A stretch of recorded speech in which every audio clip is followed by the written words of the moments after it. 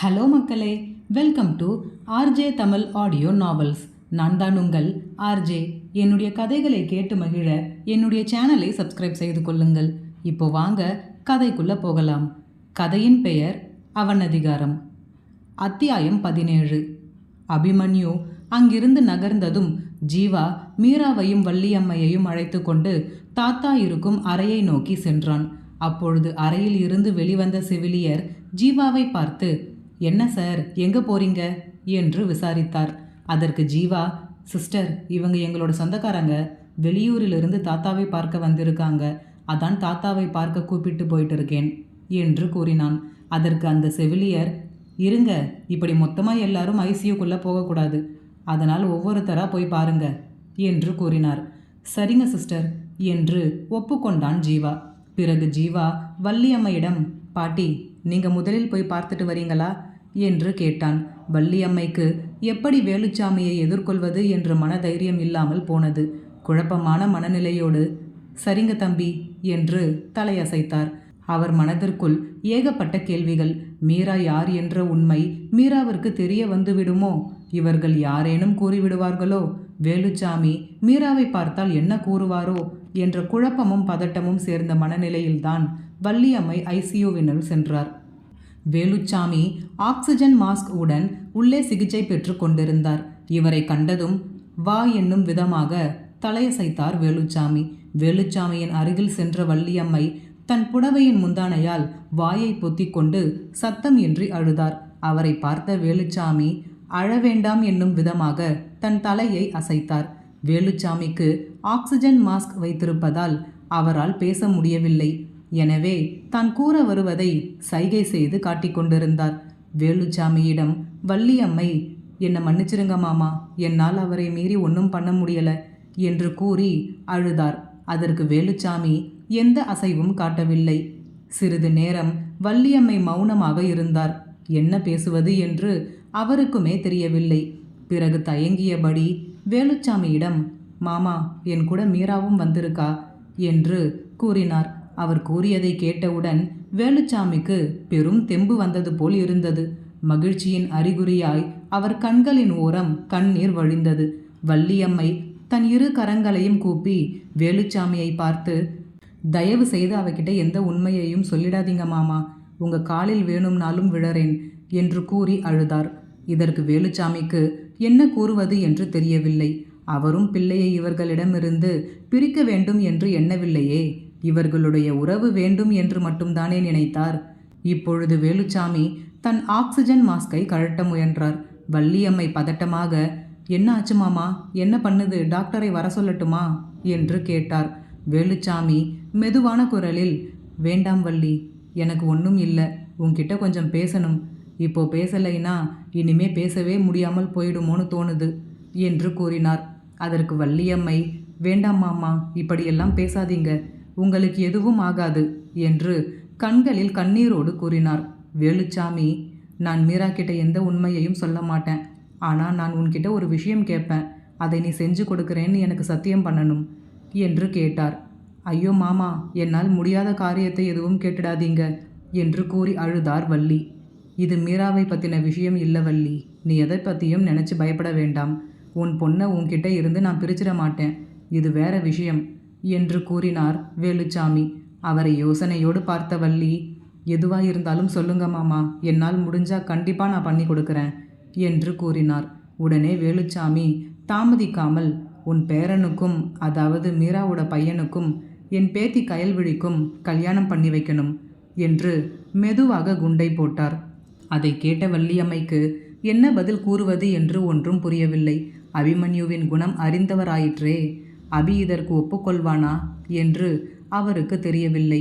யோசனையாக இருந்த வள்ளியை வேலுச்சாமி, என்ன வள்ளி, ஒன்றுமே சொல்ல மாட்டேங்கிற, எனக்கு சத்தியம் பண்ணி கொடு, நான் இருந்தாலும் இல்லைனாலும் உன் பேரனுக்கும் என் பேத்திக்கும் நீ கல்யாணம் பண்ணி வைக்கணும், இதுதான் என்னுடைய கடைசி ஆசை என்று கூறி தன் நடுங்கிய கையை மெதுவாக தூக்கி வள்ளியின் புறம் நீட்டினார். வேறு வழியில்லாமல் தனக்கு பிள்ளை செல்வத்தை வாரி வழங்கிய தன் அக்காவிற்கும் மாமாவிற்கும் தன்னால் செய்ய முடிந்த ஒரு கைமாறாக நினைத்து வேலுச்சாமியின் கையில் வள்ளியம்மை சத்தியம் செய்தார். கவலைப்படாதீங்க மாமா, உங்கள் பேத்திக்கும் என் பேரனுக்கும் கல்யாணம் செஞ்சு வைக்கிறது என்னுடைய பொறுப்பு என்று கூறினார். அதை கேட்ட வேலுச்சாமிக்கு பெரும் மகிழ்ச்சியாக இருந்தது. ஆக்சிஜன் மாஸ்கை திரும்பவும் அணிவித்த வள்ளி, நான் வெளியில் இருக்கேன் மாமா, மீராவை அனுப்பி வைக்கிறேன் என்று கூறிவிட்டு வெளியே சென்றார். இவர் வெளியே வந்தவுடன் மீரா அறையினுள் நுழைந்தார். மீராவை பார்த்த வேலுச்சாமிக்கு வார்த்தைகள் எழவில்லை. கண்களில் இருந்து கண்ணீர் மட்டுமே வழிந்து கொண்டிருந்தது. வேலுச்சாமியின் அருகே வந்த மீரா, அச்சோ, என்ன ஆச்சு வேலுப்பா, ஏன் அழறீங்க என்று கேட்டாள். மீரா தன்னை ஒரு முறையாவது அப்பா என்று அழைக்க மாட்டாளா என்ற பல வருட ஏக்கத்தை தன் ஒரே வார்த்தையில் தனக்கே தெரியாமல் தீர்த்து வைத்து விட்டாள் மீரா. வேலுச்சாமிக்கு மீரா அப்பா என்று அழைத்ததும் சந்தோஷத்தில் தன் உடல் முழுவதும் குணமாகி விட்டதைப் போல் உணர்ந்தார். இதுவரை இனிமேல் நாம் வாழ்ந்து என்ன செய்ய போகிறோம் என்று இருந்த வேலுச்சாமிக்கு தன் மகளின் ஒற்றை அப்பா என்னும் வார்த்தை பெரும் தெம்பை கொடுத்தது. இன்னும் சிறிது காலம் தன் மகளுடனும் பேர குழந்தைகளுடனும் வாழ வேண்டும் என்ற எண்ணத்தை வேலுச்சாமிக்கு கொடுத்தது. வேலுச்சாமி தன் ஆக்சிஜன் மாஸ்கை கழட்டிவிட்டு தன் கண்ணீரை துடைத்துவிட்ட மீராவின் கைகளை பிடித்து கொண்டு, ஒன்றும் இல்லடா, இத்தனை வருஷம் உங்களையெல்லாம் பார்க்க முடியாத ஏக்கம் இப்போ பார்த்ததும் ஆனந்த கண்ணீரா வந்துடுச்சு என்று சிரித்த முகமாக கூறினார் வேலுச்சாமி. அவரை பார்த்த மீராவுக்கும் கண்களில் சிறிது ஆனந்த கண்ணீர் துளிர்விட்டது. இவ்வளவு பாசமா இருக்கீங்க, அப்புறம் ஏன் வேலுப்பா பிரிஞ்சிருந்தீங்க? எங்களுக்கு எந்த உறவும் இல்லைன்னு இத்தனை நாள் நான் நினச்சிக்கிட்டு இருந்தேன். இன்னைக்கு தான் இப்படி ஒரு பெரியம்மாவும் பெரியப்பாவும் இருக்கிறதே எனக்கு தெரிஞ்சது. எனக்கு ரொம்ப சந்தோஷமாக இருக்குது. நமக்குன்னு கூட பிறந்த அண்ணன் தம்பி யாரும் இல்லையேன்னு பல நாள் வருத்தப்பட்டு இருக்கேன். ஆனால் இப்போ சுப்பிரமணிய அண்ணா கிடச்சிருக்காங்க. எங்களுக்கும் இவ்வளவு உறவு இருக்குன்னு இன்னைக்கு தான் தெரிஞ்சது வேலுப்பா. ரொம்ப சந்தோஷமாக இருக்கு என்று கூறினார் கண்களில் ஆனந்த கண்ணீருடன். சரிம்மா, உன் பிள்ளைங்க வரலையா என்று தழுதழுத்த குரலில் கேட்டார் வேலுச்சாமி. இல்லைப்பா, பெரியவன் என் கூட தான் வந்திருக்கான், வெளியில் இருக்கான். சின்னவன் காலேஜ் போயிருக்கான், பொண்ணுக்கு பரீட்சை நடந்துட்டு இருக்கு என்று கூறினாள் மீரா. உன் வீட்டுக்காரர் வரலையாமா என்று கேட்டார் வேலுச்சாமி. இல்லைப்பா, அவர் பிஸ்னஸ் விஷயமா வெளியூர் போயிருக்கார் என்று மீரா கூறினாள். உங்கள் அப்பா என்று கேள்வியாக வினவினார் வேலுச்சாமி.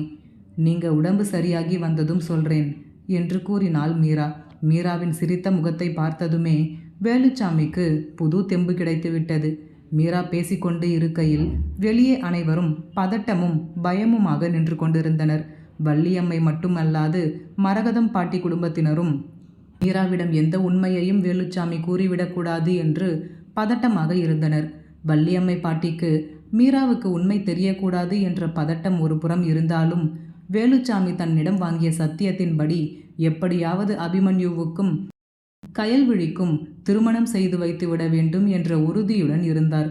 இந்த திருமணத்திற்கு அபிமன்யுவை எப்பாடுபட்டாவது ஒப்புக்கொள்ள வைத்துவிட வேண்டும் என்ற முடிவுடன் இருந்தார் வள்ளியம்மை. மீரா வேலுச்சாமியிடம் பேசிக்கொண்டு இருக்கையிலேயே மருத்துவர் அறையினுள் நுழைந்தார். உள்ளே வந்ததும், மருத்துவர், நீங்க யாரு என்று மீராவை பார்த்து வினவினார். நான் இவங்க சொந்தக்காரங்க என்று வேலுச்சாமியை கை காட்டினார் மீரா. ஓகே, ஒரு நிமிஷம் வெளியில் வெயிட் பண்ணுங்க, பேஷண்ட்டை செக் பண்ணணும் என்று கூறி மீராவை வெளியே அனுப்பினார் மருத்துவர்.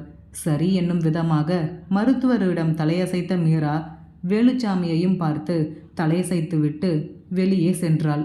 வெளியே வந்த மீராவை அனைவரும் ஆராய்ச்சி பார்வை பார்த்தனர். மீராவிடம் எந்த ஒரு மாற்றமும் இல்லாததை கண்டு அவளுக்கு எந்த உண்மையையும் வேலுச்சாமி கூறவில்லை என்று முடிவு செய்து கொண்டனர். வெளியே வந்த மீரா அனைவரையும் பார்த்து சிநேகமாக புன்னகைத்தாள்.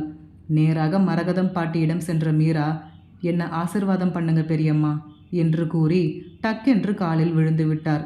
ஒரு நிமிடம் திகைத்து செய்வதறியாது நின்ற மரகதம் பாட்டி, நல்லாயிருமா, நல்லாயிரு, எழுந்திரு என்று தூக்கிவிட்டார் மீராவை. மரகதம் பாட்டிக்கு கண்களில் ஆனந்த கண்ணீர் வந்துவிட்டது. தான் ஈன்றெடுத்த மகளை இத்தனை வருடங்கள் கழித்து கடவுள் அவரின் கண்களில் காட்டியுள்ளாரே. தன் மகளை ஆசை தீர உச்சி முகுந்தார் மரகதம் பாட்டி. வேலுச்சாமிக்கு செய்து கொடுத்த சத்தியத்தை வள்ளியம்மை எப்படி காப்பாற்றப் போகிறார்? இதற்கு அபிமன்யு ஒப்புக்கொள்வானா? இதற்கு மீராவின் பதில் என்னவாக இருக்கும்? இனி வரும் அத்தியாயங்களில் பார்ப்போம்.